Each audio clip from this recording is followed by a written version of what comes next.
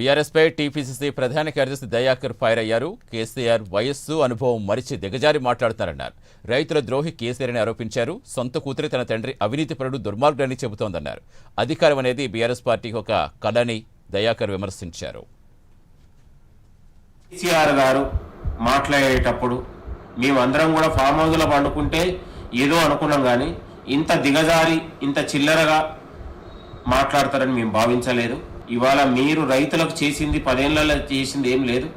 ఇవాళ దళారులకు దోచిపెట్టడం తప్ప మన ప్రజాప్రభుత్వం వచ్చిన తర్వాత రైతులకు ఆత్మగౌరవం ప్రజాపాలన లభించిందనే విషయాన్ని కేసీఆర్ గారికి హితవు పలుకుతా ఉన్నాను. ఆ బీఆర్ఎస్ పార్టీ ఇక లేచే పరిస్థితే లేదు.